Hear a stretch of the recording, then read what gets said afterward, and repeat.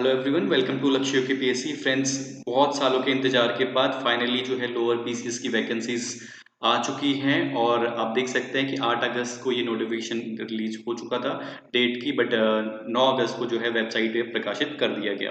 तो lower PCS के अंतर्गत नायब तहसीलदार, उप करापाल, पूर्ति निरीक्षक, विपणन निरीक्षक, प्रवर्तन अधिकारी, आबकारी अधिकारी निरीक्षक, ज्येष्ठ गन्ना विकास निरीक्षक और खंड सारी निरीक्षक की भर्ती की जानी है। टोटल नंबर ऑफ जो पोस्ट हैं वो 190 हैं और लास्ट डेट है ऑनलाइन अप्लाई करने की 29 अगस्त 2021।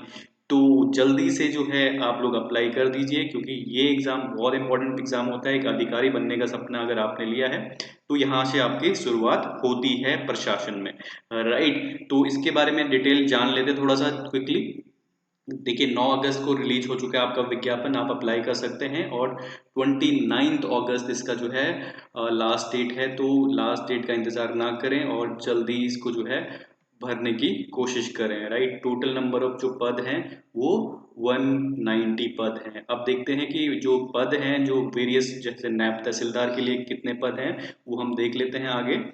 और जो इसमें फी देना होता है वो ऑनलाइन मोड से ही आप पेमेंट कर सकते हैं, नेट बैंकिंग और ये जो डेबिट क्रेडिट कार्ड के थ्रू आप कर सकते हैं फी पेमेंट, राइट। और इसमें जो है एक प्रीलिम एग्जाम होगा, फिर मेन होगा और फिर 50 नंबर का इंटरव्यू होगा।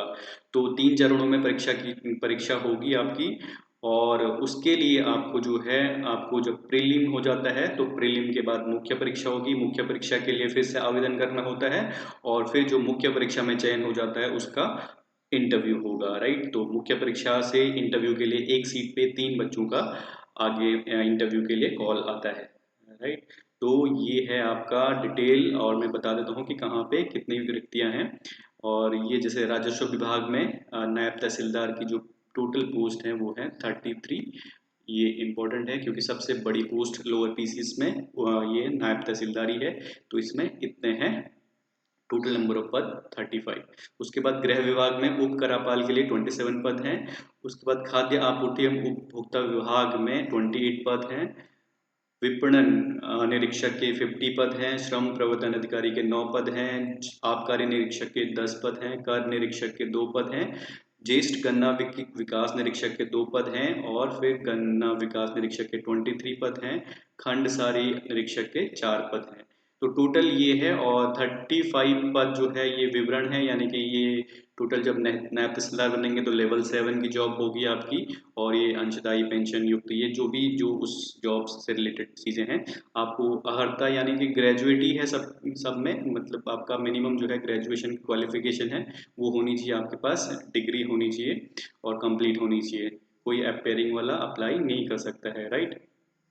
तो ये है। और अगेन सारे जितने भी पोस्ट हैं सभी का जो है डिटेल यहाँ पे दिया गया कि किस में क्या योग्यता होनी चाहिए, राइट। तो ये है आपका। और पर्वतीय क्षेत्र वालों के लिए कुछ जैसे हाइट में जो है कुछ मापदंड को लीनियन किया गया है। तो 165 सेंटीमीटर और पर्वतीय क्षेत्रों के लिए ऊंचाई 160 सेंटीमीटर उनके पास प्रमाण पत्र होना चाहिए उसके लिए। और ये और कुछ जनजातीय अभ्यर्थियों के लिए 157.5 सेंटीमीटर भी ये किया गया है मापदंडों को। तो ये आप देख लीजिएगा। उसके बाद जो है सभी के लिए अलग अलग जो है मापदंड, तो मोस्टली जो है फिजिकल मापदंड थोड़ा डिफरेंशिएट हो सकते हैं, बट जो है शैक्षिक अर्हता जो है स्नातक ग्रेजुएट लेवल की है। और आगे मैं ये बता देता हूँ कि जो इसका जो है पैटर्न होने वाला है वो क्या होने वाला है। एग्जाम का पैटर्न प्री मेंस और इंटरव्यू, और मेंस में किस तरह से जो है कितने सब्जेक्ट हैं ये बता देता हूँ, राइट। और जो इम्पोर्टेंट है, इम्पोर्टेंट ये है अभी की जो कोरोना के दृष्टिगत जो है, वैसे तो 21 साल से 42 साल होती है, बट जो है एक साल बढ़ा दी गई है तो अधिकतम 43 ईयर्स भी हो सकती है। यानी कि आपका जन्म जो है 1 जुलाई 2000 और से और तक और 2 जुलाई 1978 से पूर्व का नहीं होना चाहिए, राइट। तो ये लोग जो हैं जो इसके बीच के हैं सब लोग अप्लाई कर सकते हैं। ये इम्पोर्टेंट है अभी के लिए।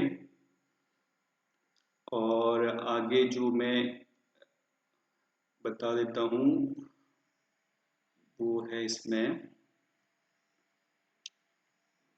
जो आय में छूट होती है वो अलग से जो है, जैसे अकॉर्डिंग टू रिजर्वेशन जो है उसकी जो जैसा शासनादेश उसके अकॉर्डिंग है, वो छूट जो है सभी लोगों को जो कैटेगरी में है उनको मिल जाएगी, राइट।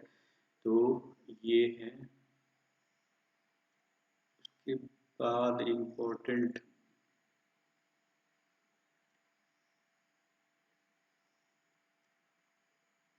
विकलांगता की जो सीमा है, अगर कोई जो है दिव्यांगजन है तो वो 40% वो अनिवार्य है, 40% की विकलांगता होनी जरूरी है।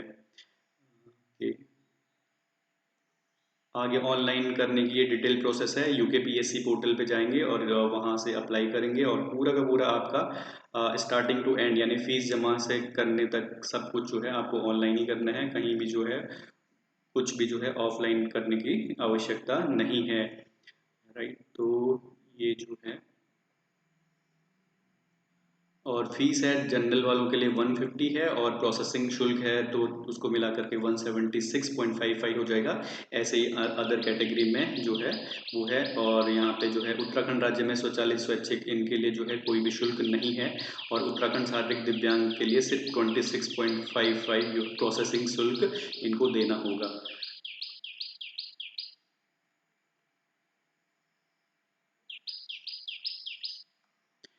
यानी कि जो भी जो है जो रिक्वायरमेंट है इन पोस्टों के लिए, वो आपको जो है सही सही भरनी पड़ेगी। ऑनलाइन एप्लीकेशन कुछ भी गलत सूचना देने पर आपको जो है आयोग से डिबार किया जा सकता है, ये लिखा गया है। और इसलिए आपको जो है सारा का सारा जो भी चीज़ें हैं वो सत्य ही लिखनी है एप्लीकेशन फॉर्म में, राइट। तो ये है आपका पहली जो प्रारंभिक परीक्षा है उसका जो है डिटेल में बता देता हूँ।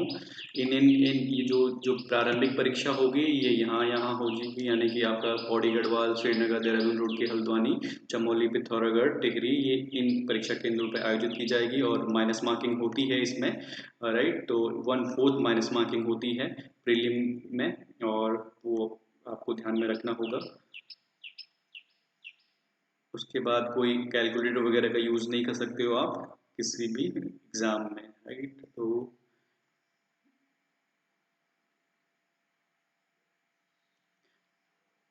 आगे जो है मैं आपको एग्ज़ाम का पैटर्न बता देता हूँ। एग्ज़ाम का पैटर्न, यस, ये टोटल जो है आपके केंद्र हैं जहाँ पे आप चयन करेंगे, और यहाँ पे आपका प्रारंभिक परीक्षा इन केंद्रों पे आयोजित की जाएगी, राइट। और इन्हीं का आप चयन करेंगे अपने उसमें एप्लीकेशन फॉर्म में। और इसके बाद जो है जो जो परीक्षा का विवरण है कैसे कैसे ऑर्गेनाइज होगी, तो पहले सबसे पहले जो है एक प्रश्न पत्र सामान्य बुद्धि परीक्षण का होगा, और ये सामान्य अध्ययन और प्रारंभिक परीक्षा जो 150 अंकों की होगी, 150 अंकों की यानी 50 नंबर का जो है सामान्य बुद्धि परीक्षण होगा, और 100 नंबर का आपका जनरल स्टडीज होगा, जिसमें उत्तराखंड और पूरा भारत और वर्ल्ड का जनरल स्टडीज पूछा जाएगा, राइट। तो ये है प्रारंभिक परीक्षा। इसकी जो है आपकी इसके मार्क्स आपको मुख्य परीक्षा और आगे नहीं जुड़ेंगे, ये यहीं तक सीमित है। उसके बाद मुख्य परीक्षा में आपकी दो तरह की परीक्षाएं हैं, यानी कि एक तो बाद में इंटरव्यू होगा, लिखित परीक्षा पहले होगी। लिखित परीक्षा में आपके दो पेपर होंगे, ये दो पेपर हैं लिखित परीक्षा में।